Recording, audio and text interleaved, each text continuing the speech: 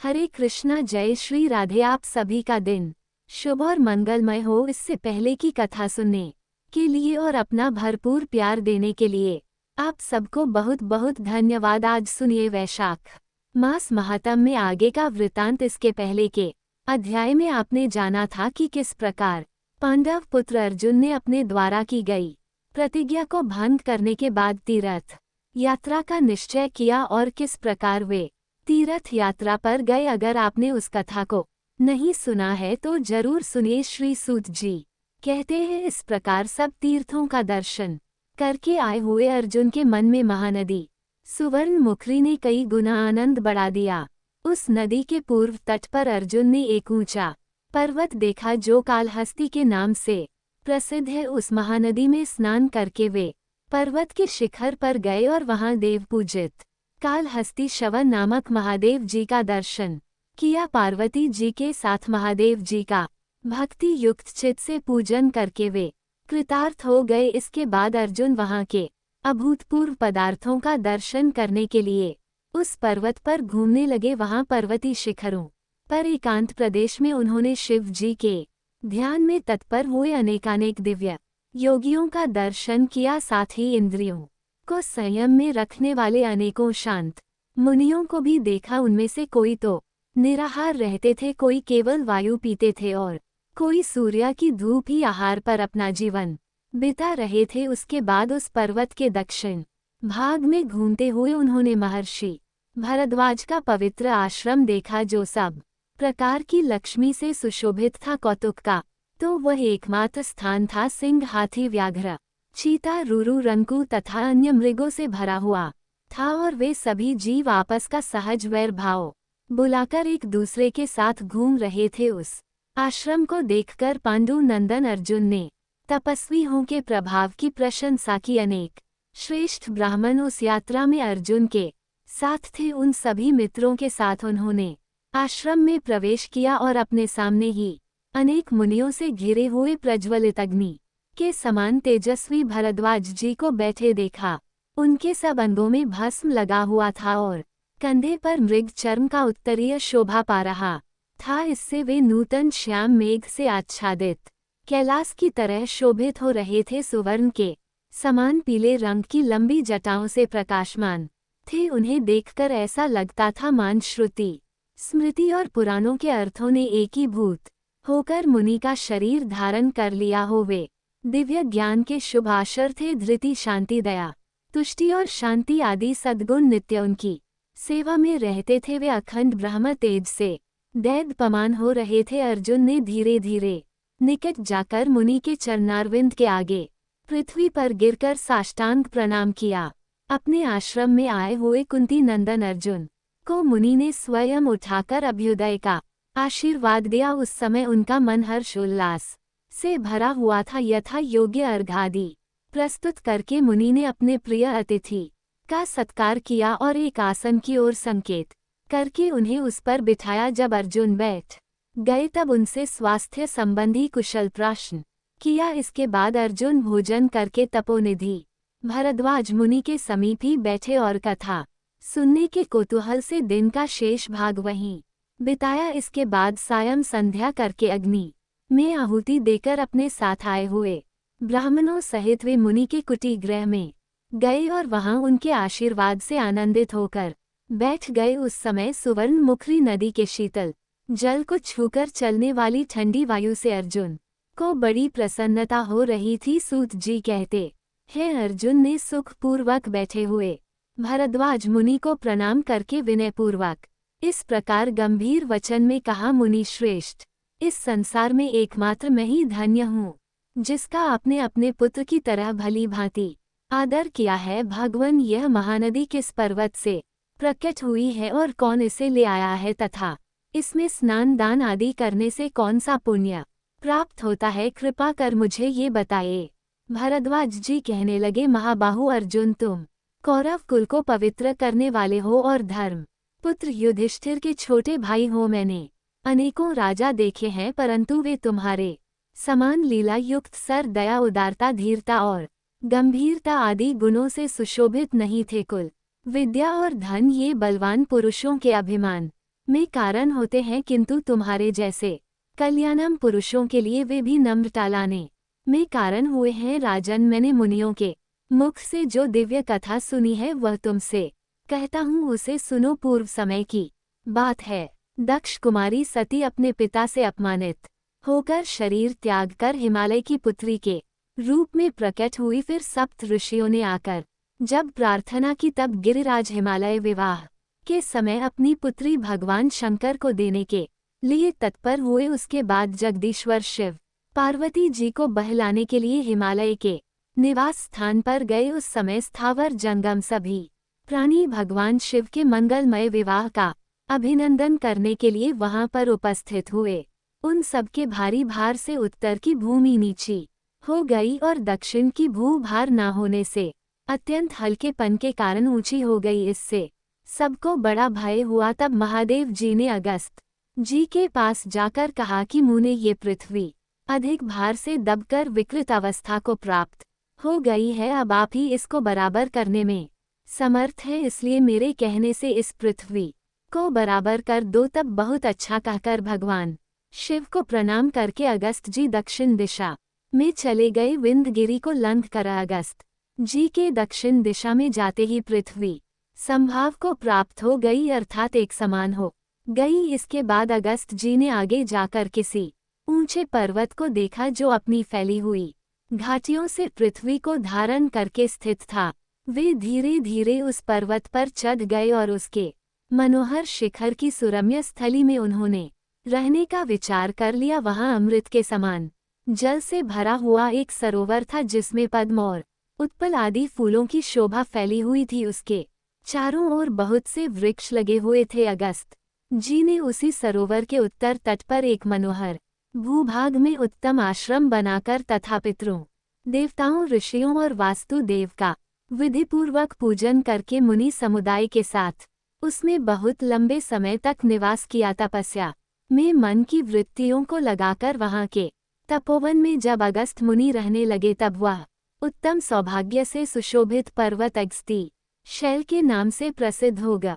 भरद्वाज जी कहते हैं कि एक दिन मुनिवर अगस्त जी पूर्वाकाल का नित्य नियम पूरा करके भगवान शिव की आराधना करने के लिए देव मंदिर में गए। ठीक उसी समय एक आकाशवाणी हुई कि मुने, ये प्रदेश नदी से हीन है, इसलिए ज्ञान विज्ञान से रहित केवल शरीरधारी ब्राह्मण की तरह दक्षिणाहीन दीक्षा और चांदनी शून्य रात के समान शोभा नहीं पाता।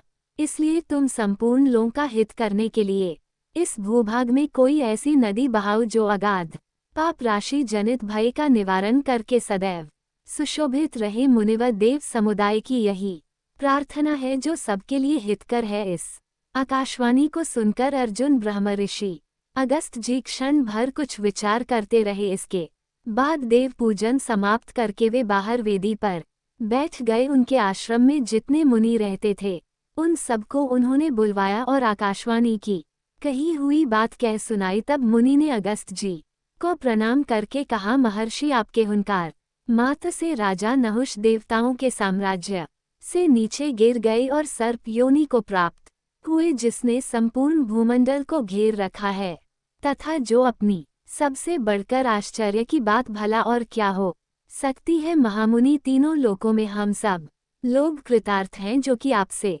सनातनम में रहते हैं। ये प्रदेश दक्षिण दिशा में वर्ण्य है और समस्त वस्तुओं से भरा पूरा है, तो भी बहुत दूर तक यहाँ कोई नदी नहीं है, इसलिए ये शोभा ही नहीं पाता।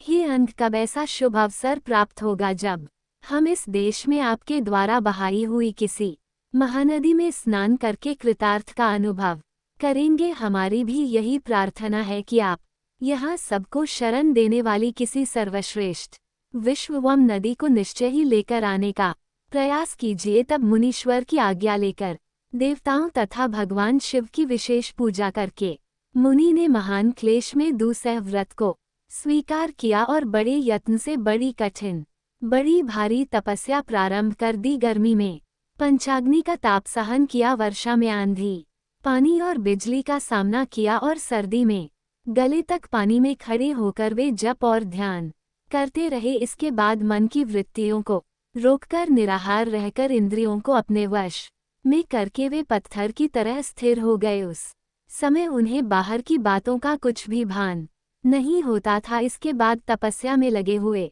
अगस्त जी के आगे श्री ब्रह्मा जी प्रकट हुए। उन्हें देखकर मुनि ने प्रणाम किया और अनेक प्रकार के स्तोत्र द्वारा स्तुति की। तब विनयावनत अगस्त जी की ओर देखकर प्रसन्न वदन होकर ब्रह्मा जी ने पवित्र वाणी में कहा, उत्तम व्रत का पालन करने वाले हे महर्षि, तुम्हारे इस दुष्कर तप से मैं बहुत संतुष्ट हूँ। तुम्हें जो जो अभीष्ट हो मांगो, मैं उसे दूंगा। अगस्त जी उन्हें प्रणाम करके बोले, प्रभु आपकी कृपा से मुझे सब कुछ प्राप्त है, किंतु इस प्रदेश को नदी से हीन देखकर मेरे मन में बहुत दुख होता है। देवेश्वर यहाँ की भूमि को पवित्र और सुरक्षित करने में समर्थ किसी महानदी को प्रकट करने की कृपा करें।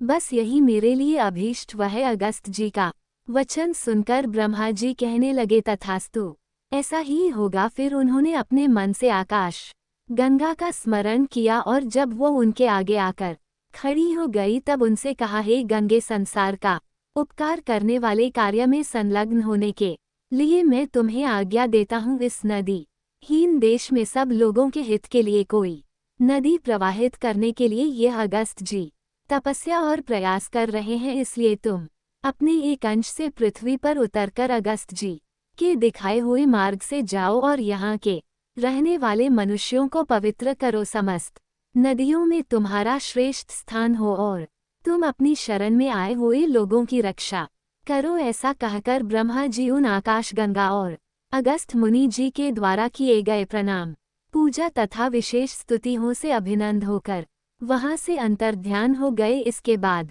मुनीश्वर अगस्त जी के आगे अपने अंश से उत्पन्न दिव्य तेजो में मूर्ति का दर्शन कराकर आकाश गंगा ने कहा, मुनीश्वर, यह मेरा अंश है। ये पृथ्वी पर पहुंचकर नदी रूप में परिणत होकर तुम्हारा मनोरथ पूर्ण करेगा। ऐसा कहकर आकाश गंगा तो चली गई और उनके अंश से उत्पन्न हुई दिव्य मूर्ति ने पूछा, मुने बताइए मुझे किस मार्ग से चलना होगा। तब मुनि ने कहा, हे कल्याणी, मैं आगे आगे चलकर तुम्हारे जाने योग्य मार्ग दिखलाऊंगा, तुम मेरे पीछे पीछे आओ। इसके बाद मुनिवर अगस्त जी अत्यंत प्रसन्नचित होकर गंगा जी को अभीष्ट मार्ग दिखला हुए आगे आगे चलने लगे। उस नदी को देखकर उस भूमि के निवासी मनुष्य बड़े प्रसन्न हुए। हो, हमारे सौभाग्य से यह सुधा के समान मधुर और निर्मल जल हमें प्राप्त हुआ। ऐसा कहते हुए वे अत्यंत प्रसन्न हो गए। उस समय श्री ब्रह्मा जी की आज्ञा से सब देवताओं के सुनते हुए वायु देव ने कहा, यह नदी लोकों के स्वभ से स्वर्ण की तरह प्राप्त हुई है तथा महर्षि अगस्त जी के द्वारा इस पृथ्वी पर लाए जाने पर अपनी कल कल ध्वनि से संपूर्ण दिशाओं को मुखरित कर रही है। इसलिए ये स्वर्ण मुखरी के नाम से प्रसिद्ध होगी तथा मोक्ष संपत्ति प्रदान करने वाले अपने तेज से सभी लोकों द्वारा प्रशंसक। इस प्रकार ये दिव्य नदी स्नान पान आदि की व्यवस्था से सब मनुष्यों को सुख पहुँचाती हुई इस पृथ्वी पर प्रतिष्ठित हुई। अर्जुन, जो रोगों से पीड़ित और अधिक व्याकुल मनुष्य हैं, उन सबके रोगों का निवारण करके उन्हें स्वस्थ बना देने वाला एकमात्र स्वर्ण मुखरी का ही जल है। अर्जुन, वह नदी कीचड़ से रहित अत्यंत निर्मल पापनाशक मंगल युक्त और अत्यंत स्वादिष्ट अमृत के समान जल धारण करती है। अगस्त पर्वत से इसकी उत्पत्ति हुई है तथा उत्तम तीर्थ समूहों से सुशोभित होकर ये दक्षिण समुद्र में जाकर मिली है। महर्षि अगस्त इस नदी का दक्षिण समुद्र से संगम कराकर इसकी स्तुति करके कृतार्थ का अनुभव करते हुए पुनः इच्छा अनुसार अपने आश्रम में लौट आए। अर्जुन ने कहा, भगवान, आपने इस महानदी की उत्पत्ति का वृतांत कहा, अब मैं इसके प्रभाव को भी सुनना चाहता हूँ।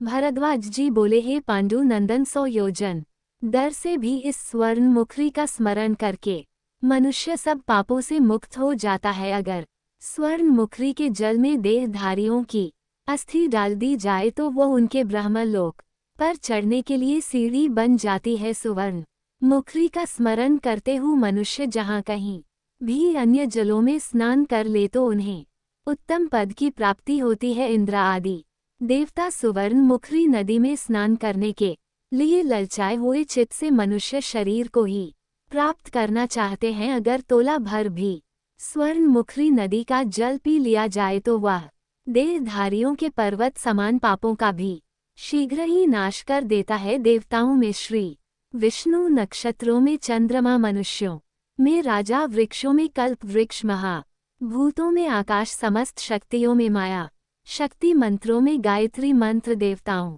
के अस्त्र शस्त्रों में वज्र, तत्वों में आत्म तत्व, यजुर्वेद के मंत्रों में शेषनाग, पर्वतों में हिमालय, क्षेत्रों में वराह क्षेत्र तथा इंद्रियों में मन के समान संपूर्ण नदियों में स्वर्णमुखी नदी श्रेष्ठ है। अगस्त पर्वत से प्रकट होकर दक्षिण समुद्र में मिलने वाली और सब पापों का नाश करने वाली आप सुवर्णमुखी नदी की मैं शरण लेता हूँ। जगदम्बे, बड़े बड़े पापों से दग्ध हुए अपने इस शरीर को मैं आपके जल से धोता हूँ। कृपया मुझे कल्याण से युक्त करो। इन 2 सूक्तों का भली भांति उच्चारण करके जो मनुष्य नियम पूर्वक सुवर्णमुखी के जल में स्नान करता है वह शुद्ध होकर आनंद का भागी होता है। कुंती नंदन, चंद्र ग्रहण और सूर्य ग्रहण के समय सुवर्णमुखी के तट पर किया हुआ स्नान दान आदि अनंत फल की प्राप्ति कराने वाला होता है। संक्रांति, अयन तथा व्यतिपात के दिन सुवर्णमुखी नदी में किया हुआ स्नान मनुष्य का उद्धार कर देता है। स्वर्णमुखी के जल में स्नान करके मनुष्य दुस्वप्न के विघ्न से तथा ग्रहों के दुष्ट स्थान में रहने से प्राप्त होने वाले पाप ताप से भी तजाता है। सुवर्णमुखी के तट पर किया हुआ जप, होम, तप, दान, श्राद्ध और देव पूजन 100 गुना फल देने वाला होता है। अर्जुन, इस प्रकार तुमसे महानदी सुवर्णमुखी की उत्पत्ति और प्रभाव का मैंने भली भांति वर्णन किया। अब और क्या सुनना चाहते हो? जय श्री कृष्णा। अर्जुन ने आगे भरद्वाज जी से जो कुछ भी पूछा उसका वृतांत आप सभी अगले अध्याय में सुनेंगे।